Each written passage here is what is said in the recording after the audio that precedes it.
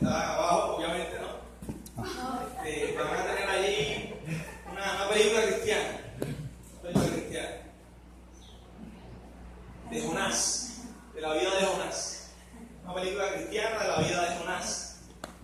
Y yo me quedo loco, ¿verdad? Porque la predicación es acerca de la vida de Jonás también. Son las cosas que Dios hace, ¿no? Me enteré prácticamente ahora. Un par de segundos antes de que Mikey me lo dijera, me lo dijo Mabel. Y me quedé allí, me pudo dar una convulsión allí. Sí, mano, es que tú das cuenta que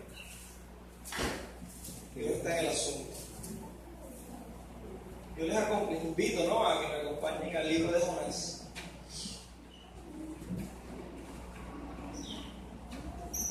Libro de Jonás.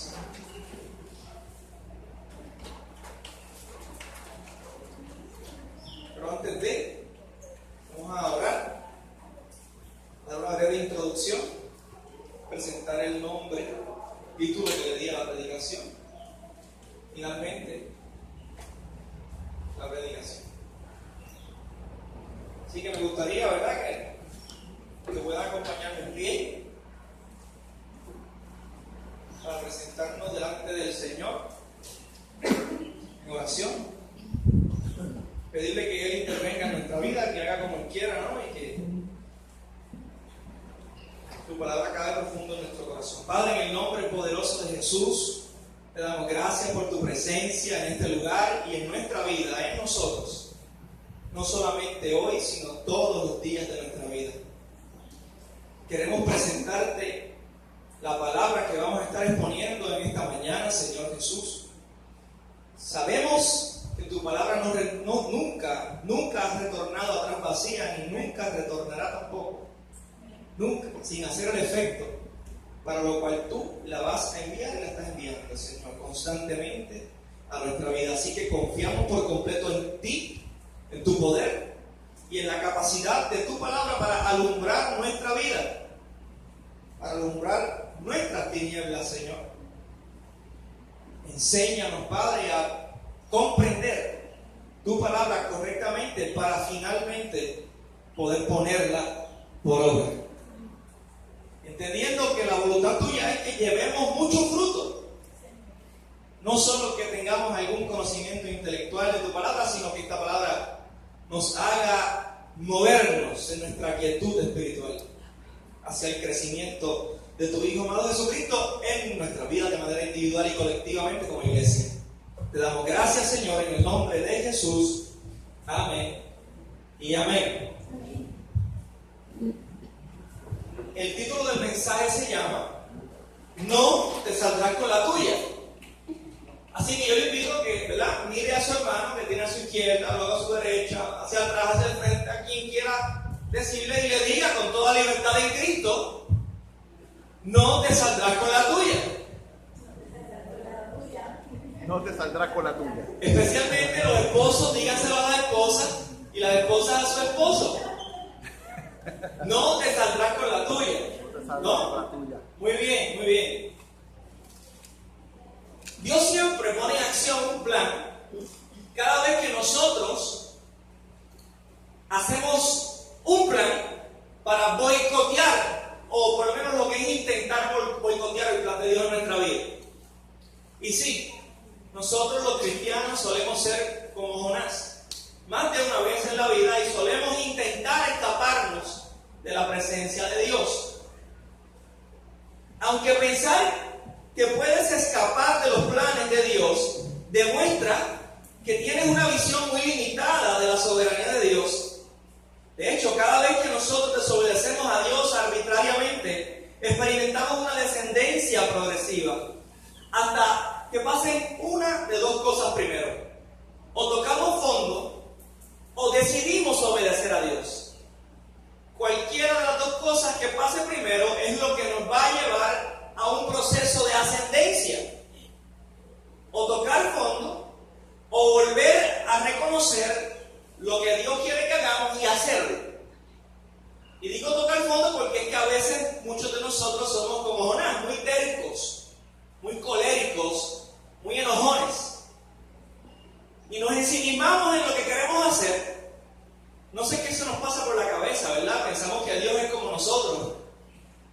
que Dios es tal vez como un padre que le dice a su hijo, le da una instrucción acerca de algo y el hijo ignora esa instrucción pensando que su padre se va a cansar de repetírselo. Pensando que su papá va a llegar al momento que se va a rajar. Muchos padres son así. Y muchos hijos lo saben. Así que simplemente los hijos que son así lo que tienen que hacer es ignorar el mandato de su papá o su mamá porque saben que va a llegar el momento que su padre se va a cansar de decirle lo mismo y ya se salió con la suya. Pues a veces nosotros llevamos ese pensamiento a nuestra relación con Dios. Ignoramos la voluntad de Dios para nuestra vida, ignoramos lo que Dios nos dice, pensando que Dios ciertamente será como algún padre biológico nuestro que se va a cansar de repetirnos lo mismo y finalmente podremos salirnos con la nuestra, cuando no es así. Cuando Dios nos dice algo, Él no cambia. Bueno, hay excepciones en la palabra donde el Señor mismo, ¿verdad?, ha querido hacer algo específicamente y ha dicho luego algo después de haber dicho una cosa primero, pero eso ha sido dentro de la soberanía de Dios. Esa no es la tendencia, esas son las excepciones. Y el cristiano no puede vivir de las excepciones. El cristiano tiene que vivir de la tendencia. Tiene que ajustar su estilo de vida a lo que Dios hace con regularidad y que ha demostrado en su palabra que hace continuamente. Así que si Dios da una orden, nuestro deber es acatar esa orden. Ya, sencillo. Mientras más tiempo nos tardemos en acatar esa orden, va a comenzar a pasar un proceso de decadencia en nuestra vida, de descendencia, así como Jonás también lo tuvo. Todo se trata de comprender que no podrás salirte con la tuya lo más rápido posible. Mientras más rápido tú entiendas que no vas a poder salirte con la tuya cuando Dios te dice algo, más fácil será tu proceso de ascendencia. Esto te va a evitar muchos dolores innecesarios que la voluntad permisiva de Dios no te evitará. ¿Escucharon eso?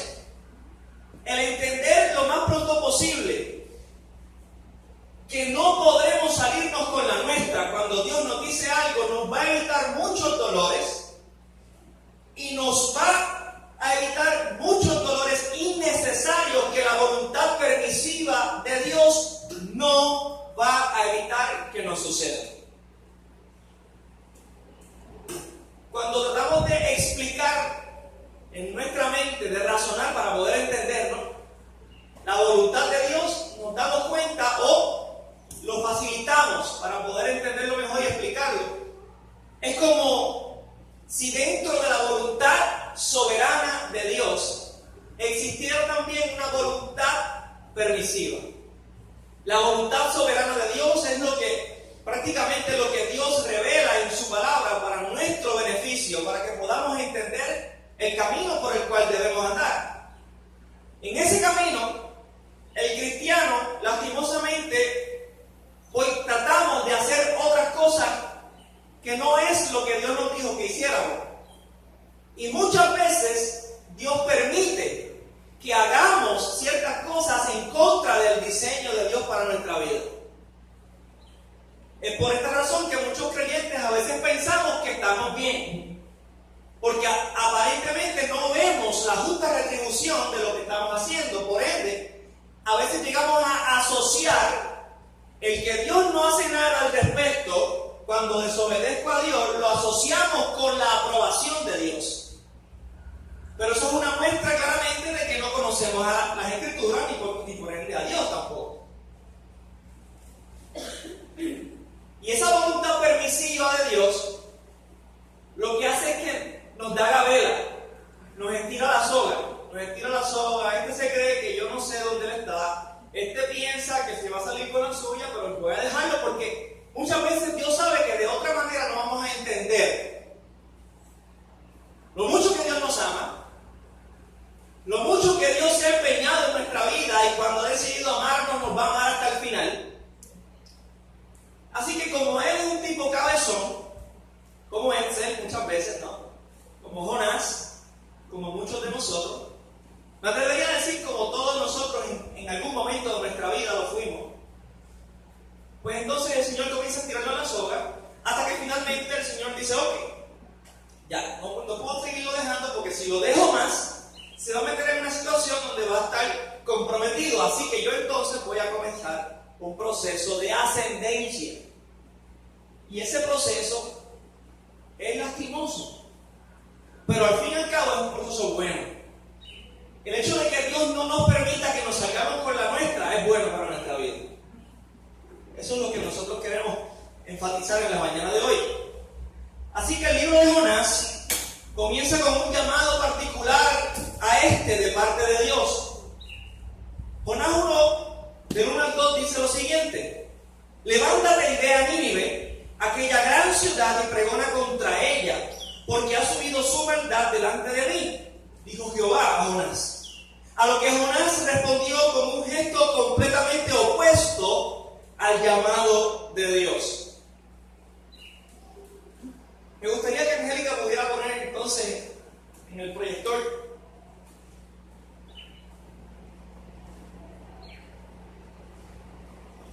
Jonás estaba por aquí, prácticamente. Más o menos por esta área de aquí era que estaba Jerusalén, Israel. Dios lo manda aquí. Los que están allá, ¿pueden ver? ¿Sí? Ok. Solamente puede ver Luchi, Genoveva y más nadie. Ok. Pueden ver, ok. Jonás está por aquí aproximadamente. Dios lo manda a Nínive. Nínive está acá. Esto pertenece al imperio asirio. Los asirios por muchos años habían oprimido al pueblo de Israel y habían conquistado gran parte de este territorio, pero todavía no habían conquistado a Israel como tal. A pesar de ser una nación muy grande y poderosa, no habían podido conquistar a Israel a pesar de su tamaño muy pequeño. Estas personas de aquí tenían una característica: nunca habían escuchado otra cosa aparte de lo que ellos creían que era correcto. Nunca le habían hablado de Dios, de Jehová. Así que estas personas eran opresores de Israel, y lo que hacían, para que tengan una idea, cogían a las mujeres, les abrían el vientre, les ponían adentro, bueno, si estaban embarazadas, les sacaban las crías antes de tiempo, claro está, los mataban, les ponían en sus vientres gatos felinos, cosían otra vez el vientre de estas mujeres y las ponían en el medio y sentaban alrededor de ellas como un circo a ver cómo el gato felino las despedazaba desde adentro hacia afuera y salía finalmente. Así que, humanamente hablando, podemos entender por qué Jonás tiene mucho coraje con estas personas de Nínive. Humanamente hablando, podemos entender el por qué Jonás no quería que se salvaran, sino que todos se pudrieran y se quemaran finalmente.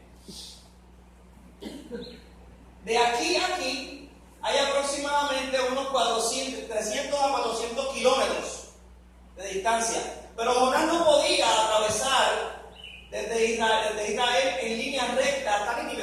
Jonás tenía que dar un giro más o menos así y luego comenzar a subir, porque aquí había un desierto muy peligroso, mucha calor del día, mucho frío extremo durante la noche y podía morir. Así que tras que la gente era mala, el viaje era bien tedioso y bien largo. Así que el coraje de Jonás lo conduce automáticamente. Dios le dice: levántate y ve a Nínive. Jonás obedece la primera parte, se levanta. Lo único que obedeció fue que se levantó, pero no obedeció el lugar. Se levantó y se fue a Jope. En Jope había un puerto obviamente de barco, un puerto de avión, puerto de barco, ¿no? Que allí iba una embarcación, particularmente se piensa que aproximadamente cada 3 años. Este barco era un barco mercantil que tenía como destino final aquella porción de España que hoy conocemos como España, aquel punto que se llama Tarsis. En el camino ese barco hacía diferentes paradas, ¿no? Era un barco mercantil, como les dije. Y Jonás tenía una idea que para esa fecha más o menos existía la probabilidad que podía Y como cuando tú quieres pecar, el diablo te pone todos los pecados en bandeja de plata, pues cuando él llega a Jope, el barco estaba allí.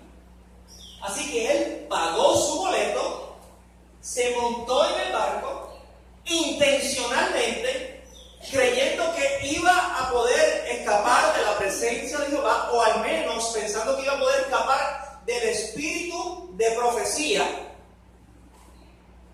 porque no era profeta.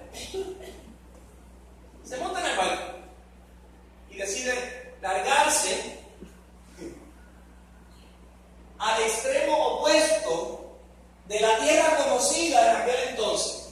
O sea, Jonás está diciendo algo a Dios con esto. No me interesa lo que tú me estás pidiendo, y quiero que lo sepas. Así que para que tú entiendas, me voy a ir al extremo opuesto de la tierra conocida en aquel entonces. Miren la desobediencia de Jonás. Observen el grado de su desfachatez, pensando que podía escapar así de la presencia de Dios. Interesante, ¿no? Como les dije, él empacó sus pocas pertenencias, tal vez unas 2 o 3 pertenencias que tenía. Se metió entonces en el puerto de Jope para tomar un barco mercantil hacia Tarsis. Ese barco tenía como destino final, ¿verdad? Como les dije, la ciudad llamada Tarsis, que hoy conocemos como España. En otras palabras, trató de irse lo más lejos posible de la voluntad de Dios para su vida. Literalmente, Jonás trató de irse hasta los confines de la tierra. ¿Han escuchado esa frase en el Nuevo Testamento? Pablo la dijo, ¿verdad? Que quería que el evangelio fuera esparcido hasta los confines de la tierra. La voluntad permisiva de Dios le permite, valga la redundancia, comprar el pasaje y montarse en el barco y emprender rumbo hacia su planificado destino. Que mucho podemos aplicar esto a nuestra vida en diferentes cosas, ¿no? Cuando queremos hacer lo que queremos hacer a las malas, a las buenas o a las malas, y hacemos todo lo buenamente posible para hacer nuestra voluntad, y Dios permite que pongamos en marcha nuestro plan. Y al parecer Dios no está molesto con nosotros, Dios no hace nada por detenernos, así que logramos pensar que Dios está en el asunto. Dios habla claro, y cuando Dios habla, lo único que espera de nosotros es obediencia, nada más. En medio del deseo de Jonás de largarse de los planes de Dios, vemos el primer pero en la palabra. Diga conmigo, los peros de Dios son buenos. Los peros de Dios son buenos. Los peros de Dios son buenos, aunque parezcan malos. Aunque parezcan malos. Muy bien. Vamos a ver. Ahí como graduamos de la clase de coro. Los peros de Dios son buenos, aunque parezcan malos. Los peros de Dios redireccionan nuestra vida. Aunque pasemos por momentos difíciles, el final de ese pero de Dios es bueno para nuestra vida. Y lo vemos en el versículo 4 del libro de Jonás, el capítulo 1, donde dice: pero Jehová hizo levantar un gran viento en el mar, y hubo en el mar una tempestad tan grande que se pensó que se partiría la nave. Por eso les dije, los peros de Dios son buenos aunque parezcan malos. Háblenme claro, díganme la verdad, ¿qué ustedes piensan? El hecho de que un gran viento se haya levantado en el mar y una tempestad tan grande que ellos pensaban que el barco se iba a partir, ¿eso es malo? Díganme, sí, ¿verdad? ¿Verdad que sí? Bueno, si usted está en un barco y se encuentra así, usted va a pensar que eso es malo, ¿verdad? Así que los peros de Dios son buenos aunque parezcan malos. Los tripulantes se asustan, no es para menos, comienzan a tirar al mar los enseres que habían en la embarcación y comenzaron a clamar a sus respectivos dioses. Mientras tanto, Jonás había descendido a la parte más baja del barco y estaba allí echado para atrás durmiendo. El tipo sabía muy bien que todo lo que estaba pasando allí era por culpa de él.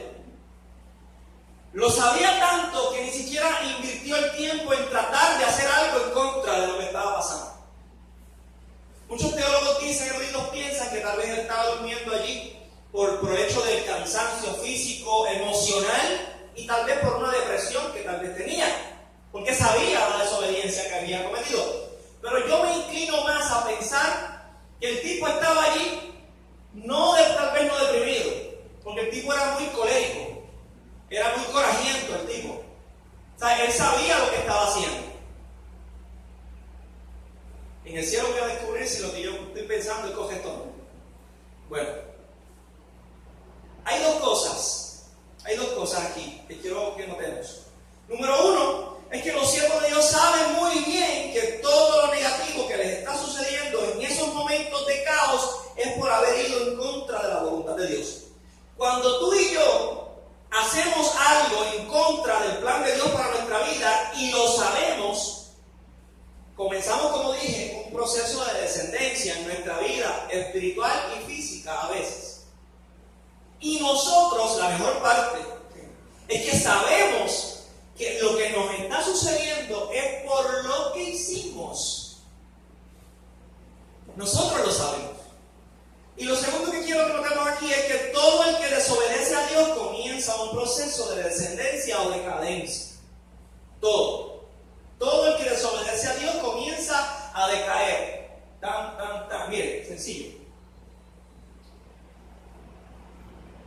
De Israel se mueve al puerto de Jope. Geográficamente, de Jope se monta en un barco, ya comienza a descender de tierra al mar. Dígame si no es una descendencia. De la parte de arriba del barco se mete en la parte de abajo del barco a dormir. Está descendiendo físicamente. Lo mismo que está pasándole en lo físico es lo mismo que está ocurriéndole espiritualmente hablando. Luego, que está en la parte de abajo del barco, allá van y lo confrontan. Los tripulantes del barco se enojan con él porque lo encuentran dormido, mejor dicho, el capitán del barco, y le cuestiona por qué rayos todo el mundo está intentando hacer algo para sacar algo, para sobrevivir. Tú estás aquí abajo durmiendo como si nada. A lo que Jonás permanece callado, a pesar de que él sabe muy bien que todo lo que está sucediendo es por él y sabe que Jehová es quien lo está permitiendo o lo está haciendo. Los tripulantes usan un método de suerte, ¿no?, para conocer quién era el responsable de todo esto.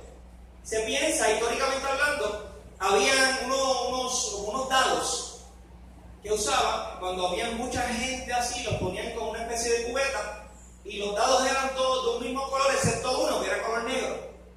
Y la gente cogía el dado sin mirar y cuando todos estaban repartidos abrían sus manos y el que tenía el dado negro era entonces el culpable de lo que habían puesto allí para saber, pero sobre lo que habían echado suertes. Así que la suerte cae sobre Jonás. Cuando todos abren la mano, todos tienen el dado blanco y luego le falta para abrir la mano a Jonás. Ya Jonás sabe que el dado negro lo tiene en la mano, así que va abriendo la mano poco a poco. Mira primero y dice, ay, sabe qué está pasando con él. Se da cuenta que tiene el dado negro en su mano, probablemente.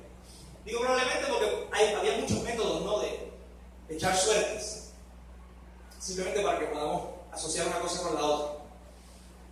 La suerte cae sobre él, entonces ellos lo comienzan a cuestionar. ¿Y quién tú eres? ¿Y de dónde tú vienes? ¿Y qué callo tú haces aquí? ¿Y qué tú vas a hacer a Tarsis? Y él les cuenta eso. Yo soy hebreo de nacimiento. Mira lo que dice el tipo. Temo a Jehová. Temo a Jehová. Vamos a buscarlo para que puedan asociar este capítulo.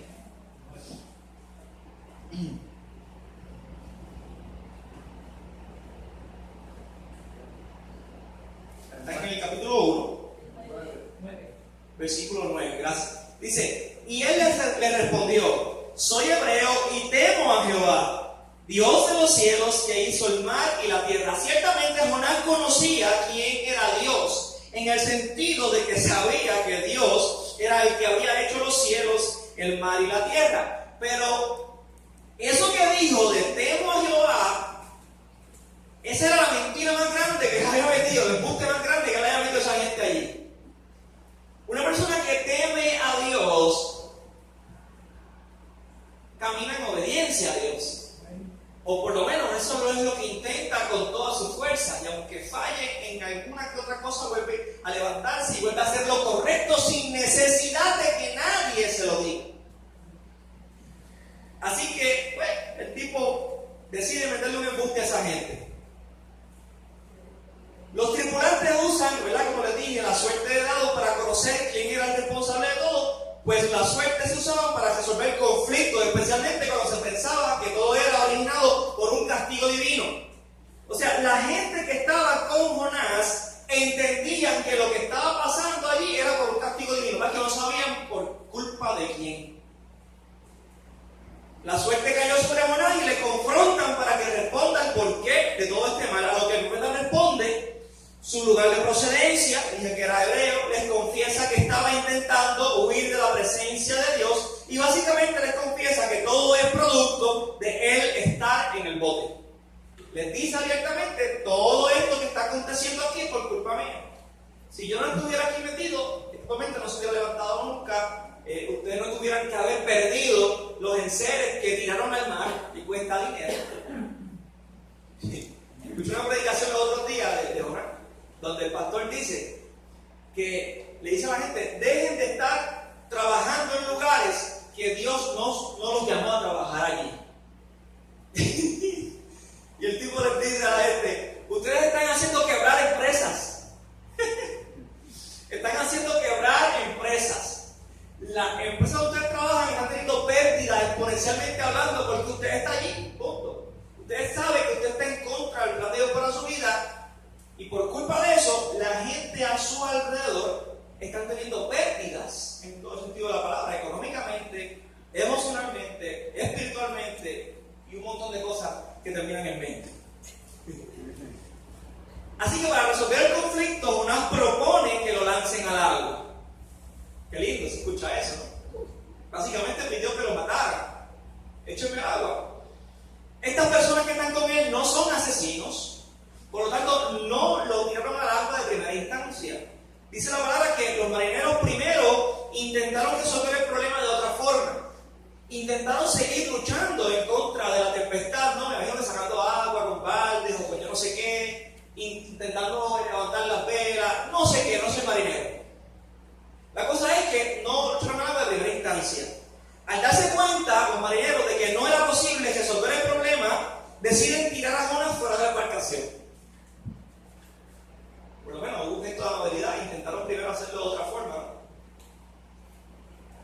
Yo sé que aquí entre nosotros hay personas, había personas que lo hubiéramos tirado de primera instancia. Lo que pasa es que nosotros, los seres humanos, especialmente los cristianos, tenemos no la habilidad, ¿qué? La tendencia, ¿sí? A querer que nos traten con misericordia. Sin embargo, cuando Dios nos da la oportunidad de hacerlo con alguien, no queremos. No queremos. Eso lo vamos a ver más adelante cuando Dios confronta a Jonás por algo que pasó. Como resultado inmediato de haber tirado a Jonás fuera del agua, ¿verdad? La tormenta se disipa y los marineros temieron a Jehová en gran manera e hicieron votos. Toda la gente, incluyéndome a mí, entre ellos, cuando vemos que Dios hace algo, para pelo, comenzamos a hacerle votos a Dios. Promesas. Yo que usted no me apresuro a hacerle promesas a Dios. Porque cuando Dios recibe una promesa de nuestra parte, Dios desea que le cumplamos. Y si no le cumplimos, vamos a estar en problemas. La misericordia de Dios es grande y cubre, sí, bla, bla, bla, pero no nos podemos confiar de esa misericordia que es grande para abusar de ella. Son dos cosas muy diferentes. Aquí aparece el segundo pero de Dios. Diga conmigo, los peros de Dios son buenos, aunque parezcan malos. Y aquí aparece el segundo pero de Dios en el versículo 17 del capítulo 1. Siempre le doy gloria a Dios por los peros, porque Dios nos salva de nosotros mismos. Tenemos una habilidad para meternos en problemas. Tenemos una habilidad para meternos en el hoyo. en cuevas de leones, en cuevas de zorras. Tenemos una habilidad increíble. Y dice así, en el versículo 17: pero Jehová tenía preparado un gran pez que tragase a Jonás. Mire qué bueno y bonito. Y estuvo Jonás en el vientre del pez 3 días y 3 noches. Vuelvo otra vez. Los pelos de Dios son buenos. Yo a decir un disparate ahí. Los pelos de Dios son buenos aunque parezcan malos. Bueno, aquí nadie creo que me venga a decir a mí que el hecho de que un pez grande se lo trague parece bueno. No, yo creo que nadie va a hacerlo aquí lo suficientemente, ¿verdad? No sé qué, para pensar que el hecho de que un pez grande te trague, pues represente algo bueno para tu vida. Así que esto era el segundo plan de Dios en acción para rescatar a Jonás de su propia terquedad. El pez, me estoy predicando a mí mismo.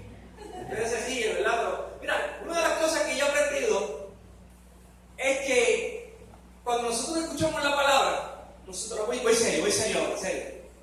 Cuando nosotros escuchamos la palabra, tenemos que escucharla entendiendo que lo que Dios está hablando es para mi vida. No para la vida del vecino mío ni de la vecina mía, que está sentado a su lado, al lado, a la parte de atrás o al frente. No. Si usted tiene esa mentalidad de que eso que está hablando el predicador, que no es él quien lo está hablando verdaderamente, sino es el Espíritu de Dios que está hablando a través del predicador. Si usted tiene la mentalidad que esa persona lo que está diciendo, número uno, no es de parte de Dios, está menospreciando la palabra de Dios. Y número dos, si usted piensa que eso es para cualquier persona en la congregación, que no para usted está teniendo un espíritu farisaico. Se está comportando como un fariseo. Los fariseos eran los que tenían esa mentalidad. No, yo no soy como él. Gracias, Padre, porque yo no soy como él, como este gentil, sucio, pecador, que camina va al infierno. Solo cuestión de horas, de tiempo. Yo no soy como él, gracias a ti, Señor, por tu bondad ha sido derramada sobre mi vida, tu misericordia. Oh, Señor, te alabo porque no me hiciste como él. Oh, Señor, cuán sucio está él. Oh, qué mujeriego es. Esa tipa es una loca, se mete con cuanto hombre casado hay. Gracias, Señor, porque no me hiciste así. Uy, mano, qué terrible. A veces no lo decimos, pero lo pensamos. Y para Dios es exactamente lo mismo. Así que esa mentalidad, ¿verdad?, de que esa palabra que Dios está lanzando es para cualquier persona de la congregación, menos para mí, es una mentalidad farisaica. Y Dios quiere formar en nuestro corazón un corazón nuevo, un corazón conforme a Él, un corazón que ame su palabra y que desea obedecerla. Por lo tanto, yo tengo que entender que la palabra de Dios que está siendo lanzada en cualquier lugar es para mí. Cuando yo predico, yo me estoy predicando a mí mismo. Y de paso se benefician, ¿verdad?, las personas que están escuchando. Pero yo soy el primer beneficiario de esa palabra. Así que Dios está trabajando conmigo al mismo tiempo. El pez comienza a descender hacia las profundidades del mar. Llega hasta el abismo y dice la Biblia que allí mismo en Jonás, que el pez lo llevó dentro de su cuerpo hasta donde comenzaron los montes. O sea, hasta la base de los montes. ¿Cuántos saben que los montes que usted está viendo aquí no comenzaron allí, en el mar, abajo, tú sabes, en la costa? No, comenzaron en la profundidad del mar. Es como los icebergs. Los icebergs, lo que usted ve arriba, el pico tan enorme, se piensan que es yo no sé cuántas veces más grande abajo que arriba. O sea, lo que usted ve arriba, usted lo puede multiplicar por tantas veces, son 4, 5, 6, 7 veces más grande. Es lo que hay en la parte de abajo. Pues así mismo ocurre con las montañas, con los volcanes, con las islas. Y el pez lo llevó hacia allá abajo, hacia donde se originan los montes. ¡Wow! Como dije ahorita, cuando pecamos y desobedecemos a Dios arbitrariamente, comenzamos un proceso de decadencia.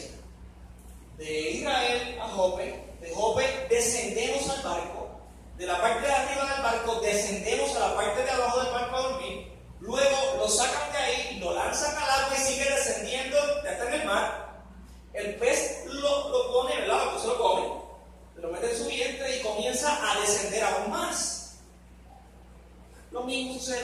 termina cuando comenzamos a desobedecer a Dios, un proceso de descendencia.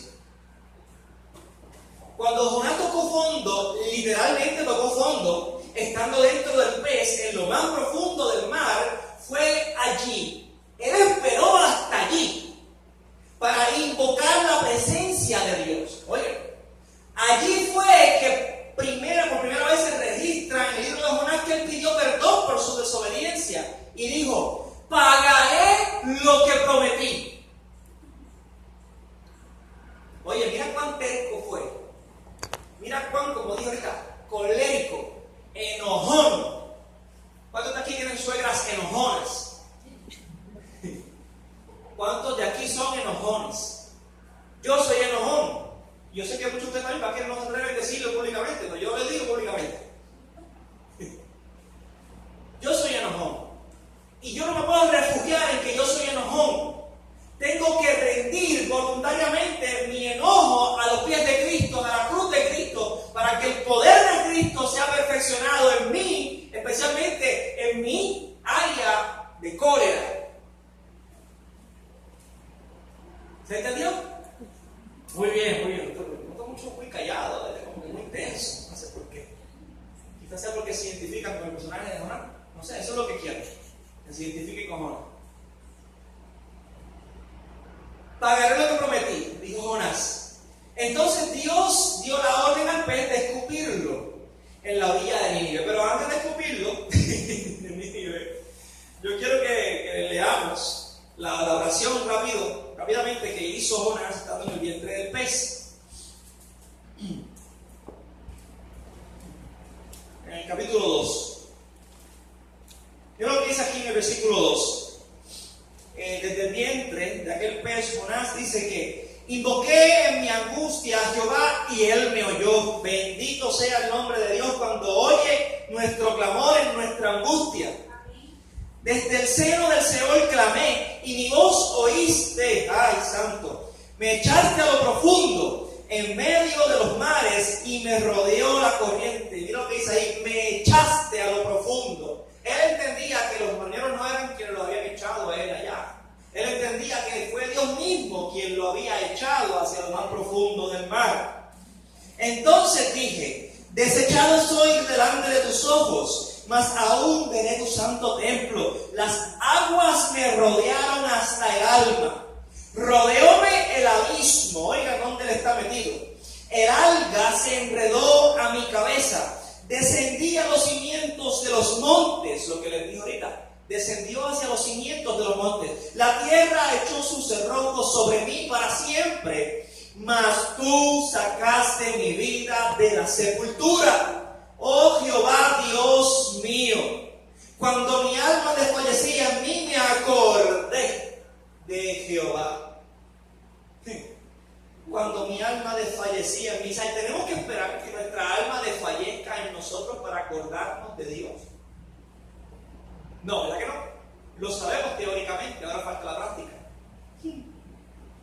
Y mi oración llegó hasta ti en tu santo templo. Los que siguen vanidades ilusorias, su misericordia abandonan. La misericordia de Dios, el su está con S mayúscula, así que esa misericordia se refiere a la de Dios. Mas yo con voz de alabanza te ofreceré sacrificios. Mira lo que dice: pagaré lo que prometí. La salvación es de Jehová. Él no quería que la gente de Nínive se salvaran. La gente de Nínive eran muy malas. Le habían hecho mucho daño, posiblemente a algunas féminas, familia de Jonás, posiblemente. Por lo tanto, él sabía que Dios era bueno, misericordioso, amplio en perdonar a todo aquel que se acerca a él con un corazón contrito y humillado. Él tenía miedo de que esa gente escucharan la advertencia que Dios tenía que decirles a ellos a través de Jonás y que ellos se arrepintieran. Y finalmente tenía miedo de que Dios los perdonara y no los destruyera, como había prometido en 40 días. Y mandó Jehová al pez y vomitó a Jonás en la tierra. Si pensaban entonces ustedes, ¿verdad? Como yo también pues, lo llegué a pensar en algún momento, que la actitud de Jonás iba a ser la correcta luego de toda la desgracia que vivió, pues les cuento que no.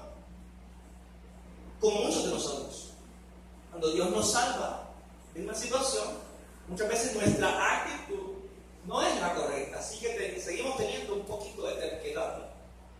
Jonás obedece esta segunda vez que Dios le dice que vaya a Nínive y que predique. Pero no lo obedece realmente, porque hemos dicho en otras ocasiones que obediencia a medias es desobediencia. Así que lo único que él hizo fue que fue a Nínive y predicó lo que Dios le dijo que predicara. Pero lo hizo a medias, porque no lo hizo con la actitud correcta. Hermano, entonces mi actitud también a Dios le importa. Sí, tu actitud a Dios le importa. Es más, yo diría que tu actitud le importa más a Dios que lo que tú puedas hacer para Dios.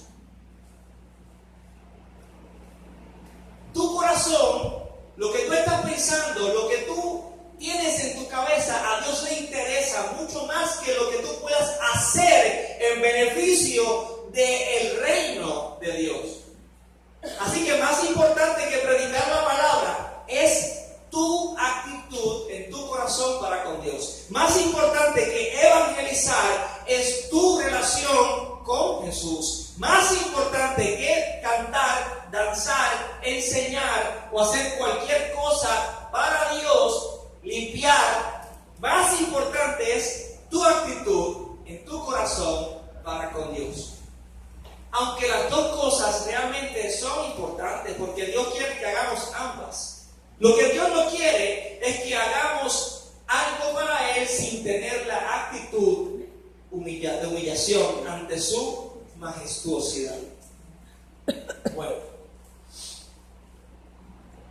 Jonás obedece esta segunda vez que Dios le dice que vaya a Nínive y predique. Lo que produce esto, un arrepentimiento en esa gente, en los ninivitas, y más de 120,000 personas se convirtieron de sus malos caminos, incluso hasta el rey de Siria, ¿verdad? de Asiria, se convierte a Dios, convoca un ayuno en toda la nación y hasta los animales ayunan. Sí, y es Asiria. Como les dije ahorita, Nínive queda en la región de Asiria. Lo que pasa es que esto es un mapa contemporáneo. ¿Ves? Que está aquí mencionado Turquía, ¿ves? Istambul, ¿ves? Algunos países que hoy día son reconocidos, pero los lugares son los mismos, ¿no? Aquí estaba Nínive, la región de lo que se conocía como el Imperio Asirio, que abarcaba varios países. Aquí tiene estando Israel, el puerto de Jope, y entonces Tarsis era parte de lo que hoy se conoce como España, cerca de Sevilla, España. Bueno, quedó claro eso, ¿verdad? Quedó claro. El mapa que estamos utilizando es un mapa contemporáneo.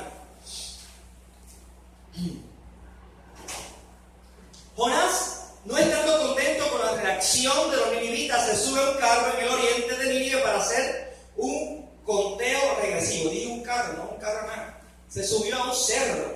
Jonás se subió a un cerro, a la parte más alta de un monte, ¿verdad?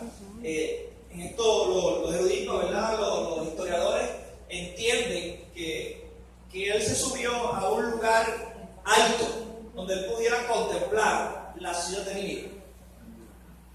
Y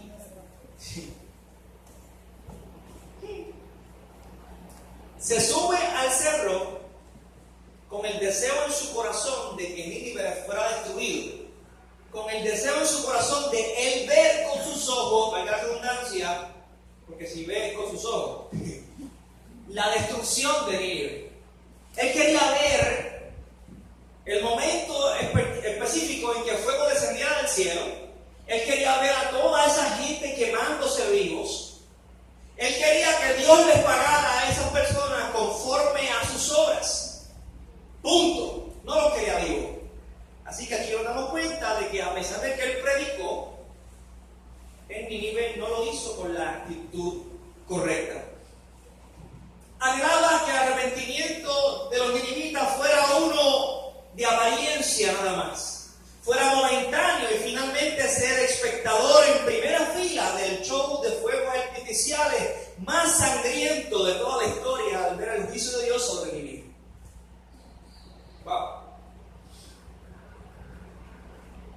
cuando la palabra de Dios es predicada a un montón de personas que no conocen a Cristo, ¿verdad? Al final, pues muchas personas como que aparentan haber entendido el mensaje de la crucifixión, muerte y resurrección y de la intención de salvación de Dios para dar un redentor, y como que confiesan, ¿verdad? Confiesan verbalmente el señorío de Cristo sobre sus vidas. De ese grupo grande de personas que confiesan el señorío de Cristo sobre su vida, como que aparentemente lo reconocieron como Señor y Salvador, a veces todas ellas permanecen en la fe hasta el día de su muerte. Pero con mucha frecuencia siempre hay gente que abandonan, de ese mismo grupo, abandonan el camino y vuelven atrás. Si esas personas nunca en su vida regresan a los pies de Cristo, finalmente mueren, pues caemos en la conclusión de que esas personas lo que tuvieron fue un encuentro emocional. La historia de Dios a través de Cristo les conmovió el corazón, porque es la historia más bella de amor que jamás pueda ser contada. Un extraño, que aparentemente es un extraño, es enviado del cielo, se despoja de toda su gloria, no teniendo que hacerlo, se pone en un cuerpo, toma sus pecados, lo pone sobre sí mismo, muere en tu lugar, en mi lugar, resucita y conquista lo que nosotros nunca podíamos conquistar. Finalmente nos da esa misma corona a cada uno, simplemente por fe. Justificados pues por la fe, tenemos paz para con Dios por medio de nuestro Señor Jesucristo. Pues eso es una historia de amor. El amor, dijimos hace un tiempo atrás, que es buscar el bienestar máximo de la otra persona por encima de tu propio bienestar. Por ende, esa historia es amorosa y conmueve al ser humano. Pero hay mucha gente que se conmovida y se quedan ahí. Y ya. Y otras personas son conmovidas y Dios les cambia el corazón en el proceso y Dios los saca y los salva. ¿Okay? Pues Jonás quería que el arrepentimiento que ellos habían manifestado fuera uno momentáneo, temporero, superficial, y que finalmente abandonaran el mensaje que Dios les había entregado por medio de él en cualquier momento. Mientras el calor del día castigaba a Jonás, estando Jonás en ese cerro, esperando ver con sus ojos, vaya la redundancia otra vez, Edsel, tienen que pensar antes de hablar. Comienza su cuerpo a sentir el calor del día.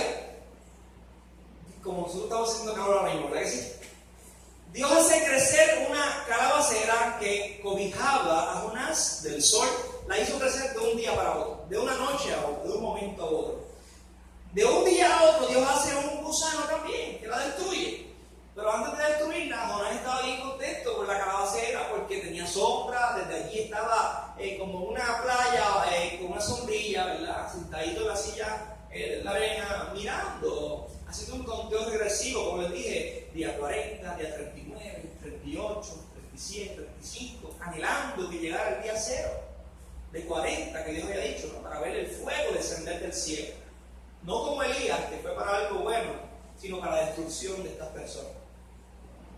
Así que estando él cómodo allí, siendo espectador, un gusano es creado o enviado por Dios y se come la calabacera. Y así como nació de un momento a otro, de una noche a otra, de la misma forma también, de una noche a otra, el gusano tenía que ser mucho gusano, hermano, porque un solo gusano no se va a ver como esto es. Aunque para Dios no es imposible. La cuestión es que desapareció la calabacera. A lo que Jonás, lo que hay dentro de él, como todavía no había sido rendido a los pies de Cristo, esa cólera, vuelve a salir. Y se enoja bien brutal. Y es hasta dramático. Él es bien dramático. Porque mira lo que dice: mejor no hubiera sido para mí haber estado muerto. Sí, lo dice aquí, mira. Debe estar en el capítulo 4, debe estar en alguna parte de allí. Mira aquí, en el versículo 3. Ahora pues, oh Jehová, te ruego que me quites la vida, porque mejor me es la muerte que la vida. Y más adelante el tipo vuelve y lo dice. En el 6 Dios prepara la calabacera, más adelante en el 7 Dios también la desaparece a través del gusano. Y en el 8, aconteció que al salir el sol preparó Dios un recio viento solano y el sol hirió a Jonás en la cabeza y se desmayaba y deseaba la muerte, diciendo, mejor sería para mí la muerte que la vida. El tipo estaba molesto porque una calabacera había sido sacada de darle sombra y era tan dramático que comenzó a desear la muerte simplemente por eso. A lo que dijo Dios a Jonás, ¿tanto te enojas por la calabacera? Y él respondió, mira que le responde a Dios, atrevido, mucho me enojo, hasta la muerte. Se parece a alguno de nosotros, ¿verdad que sí? Sí, se parece a mí. Bueno, yo sé que ustedes también.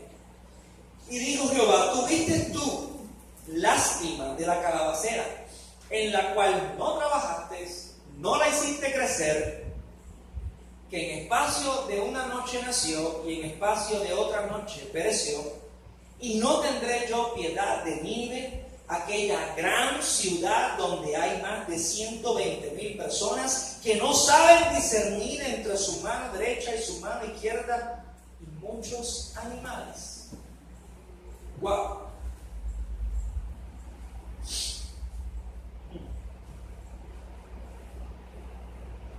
Bueno, finalmente, Dios confronta la lógica absurda de Jonás diciéndole, ¿tuviste tú lástima de la calabacera, en la cual no trabajaste ni la hiciste crecer, que nació en una noche y pereció en espacio de otra noche? Y no tendré yo misericordia de esta gran ciudad Nínive, en la cual hay más de 120,000 personas que no saben discernir entre su mano derecha y su mano izquierda, y muchos animales. Wow, qué dramático, ¿no? Lo que Dios dijo no era dramático, pero me refiero a Jonás. Ahora, ¿qué quiere decir esa expresión de Dios refiriéndose a Nínive, que no sabían discernir entre su mano derecha y su mano izquierda? Bueno, pues yo creo que no es literal, porque cualquier persona que tenga ojos puede saber, ¿verdad?, que esta es la mano derecha y esta es la izquierda. Así que no es eso lo que Dios quiere decirle. Lo que Dios quería decirle era que Nínive era una ciudad donde nunca habían escuchado acerca de Jehová como Dios, como protector, como guardador, en ningún aspecto. Siempre ellos habían actuado y vivido como estaban haciéndolo, porque así era de la única forma que les habían enseñado. Es como si hubiera una región, como si Puerto Rico entero nunca hubiera escuchado otra cosa que no fuera la brujería. Las personas que viven en Puerto Rico, suponiendo que nunca han sido enseñadas otra cosa más que la brujería solamente, pues actuarían, vivirían conforme a lo que han aprendido, a lo único que han aprendido. Por eso es que no pueden hacer otra cosa, porque es que no les han sido enseñadas nada más que la brujería. Así que esta gente de Nínive actuaban de esa forma. Le hacían esas cosas a las mujeres, les abrían el vientre, les sacaban las crías, les ponían gatos felinos adentro, las cosían nuevamente, y muchas otras cosas horribles, porque eso era lo único que habían recibido. Y Dios nos revela en su palabra que Dios tiene misericordia de esas personas que nunca han recibido ninguna otra enseñanza en su vida. Nosotros muchas veces nos enojamos, esos son malos, sí, son malos, pero que no han recibido nada más. Tú y yo fuimos agraciados, privilegiados por haber recibido una predicación de Cristo en nuestra vida en un tiempo determinado. Por eso tú estás aquí hoy, porque a Dios le plugo revelarse en nuestra vida. Porque a Dios le plugo que alguien nos enseñara sus caminos, sus principios, sus verdades, y por ende esas verdades vinieron a ser parte de nuestra vida cotidiana. y nada más por la misericordia y la bondad de Dios no hemos sido consumidos. Pero si esa gente no se hubieran arrepentido, hubieran sido consumidos por Dios. Oye, el libro de Jonás trae varias enseñanzas que quiero compartir rápidamente para culminar. Número 1, el libro de Jonás nos enseña y nos insta, nos motiva, nos impulsa a que conozcamos a Dios y sus caminos. Lo que sobresale en la revelación que Dios hace de sí mismo en su amor, gracia, perdón y misericordia. Debemos nosotros permitir que este conocimiento sobre la naturaleza de Dios dé forma a nuestro ser y a nuestro carácter. Nunca subestimes la misericordia de Dios y su deseo de perdonar a la gente. Nunca desalientes a quien quiera arrepentirse, ni te sientas agraviado cuando un enemigo decida arrepentirse y escapar al juicio que considerabas que él merece. Como Dios nos toca, ¿verdad?, la llaga, intencionalmente. Porque es fácil, ¿verdad?, predicarle a una persona que nunca nos ha hecho daño. Pero es un poquito incómodo, ¿no? Predicarle a alguien, especialmente pienso en Gigi Ávila cuando fue a la cárcel a predicarle al tipo que mató a su hija. Y constantemente iba a la cárcel y ¿saben qué? Le daba dinero. Estando él en la cárcel, lo visitaba, oraba por él. Y hoy día ese hombre es pastor.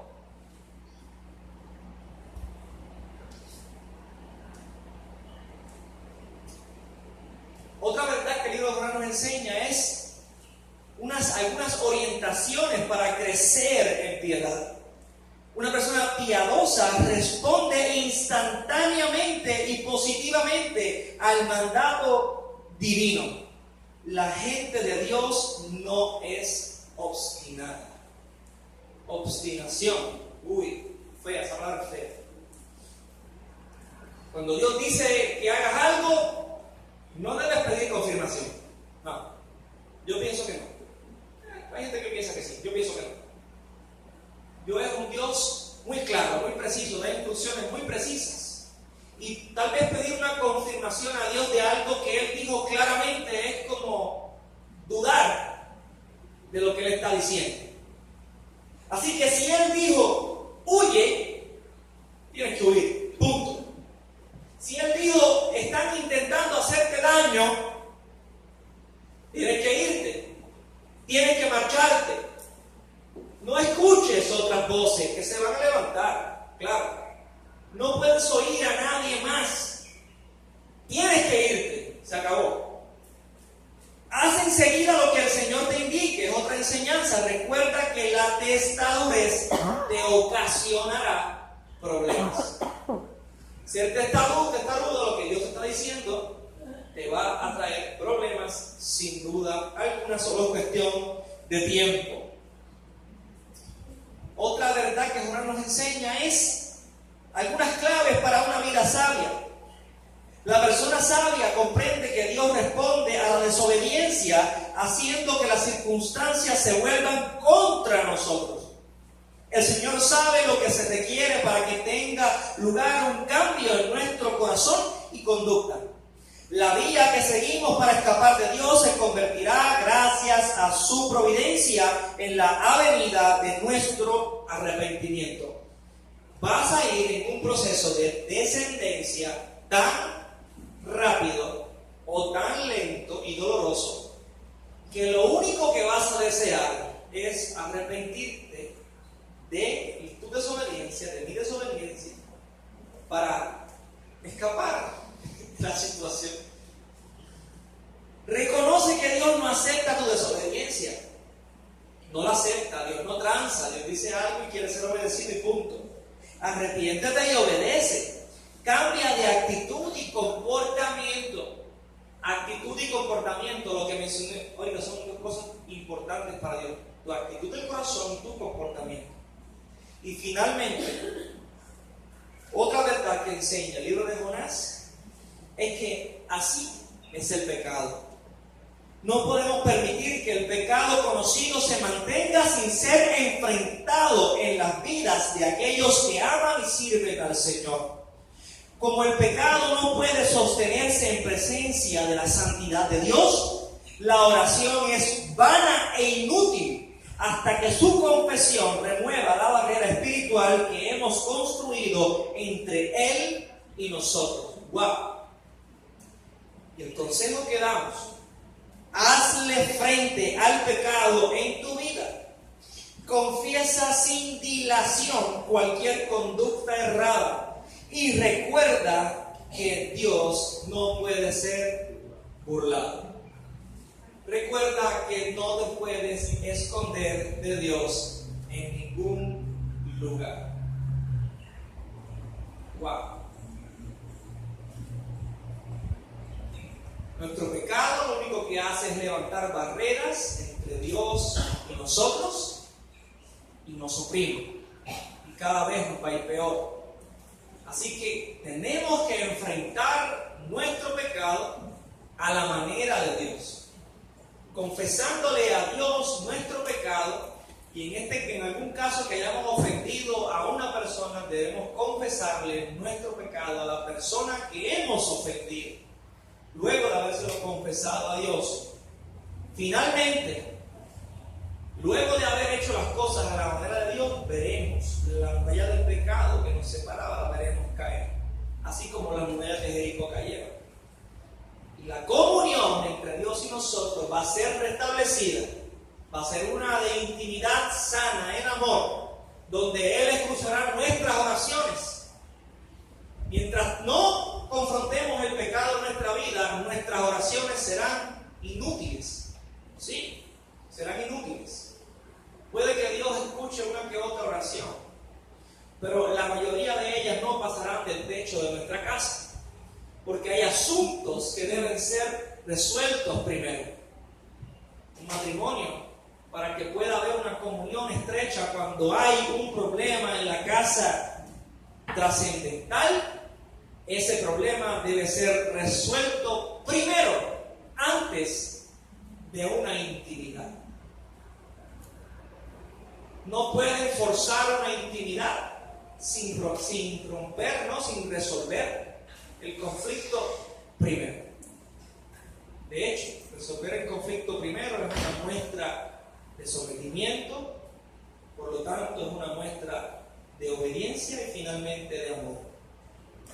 Así que si amamos a Dios, Jesús dijo: el que me ama, mi palabra guardará. La manifestación más clara del amor de Dios en nuestra vida es nuestra obediencia. Culminamos con una oración, puestos en pie, todo aquello que su salud se lo permita. Padre, en el nombre poderoso de Cristo Jesús, te damos gracias, Señor, tu palabra. Gracias por tu amor en ella. Gracias por la manifestación de tu amor a través de tu palabra, de las Escrituras. Gracias, Dios mío, porque ellas alumbran nuestra vida y nos revelan el estado de nuestra vida, de nuestra condición. Gracias, Señor, porque los ejemplos de los hombres y mujeres de Dios en tu palabra fueron escritos para que nosotros no cometamos los mismos errores que ellos. No para usarlos a ellos y a sus ejemplos como excusas para nosotros hacer exactamente lo mismo que ellos hicieron. Así que gracias, Dios, porque tu amor no tiene fin, porque tu misericordia es nueva cada mañana, porque tú continuamente nos hablas, nos revelas, nos muestras, nos enseñas, nos instruyes, nos conduces, nos guías. Tu Espíritu nos guía, Señor, y no nos deja sin corrección ni sin enseñanza, para que finalmente pongamos por obra tu palabra en nuestra vida y seamos edificados juntamente con Cristo, y todo colabore para la formación del carácter del Hijo en nuestra vida, de manera que ya no podemos ser más lo que antes fuimos, sino que vamos creciendo, nosotros menguando, para que el carácter de Cristo se desarrolle y crezca en nuestra vida hasta llegar a ese esa plenitud que tú has prometido para nosotros. En el nombre poderoso de Jesús te damos gracias, Señor. Amén y amén. ¿Qué el pastor quiere decir ahí? ¿No?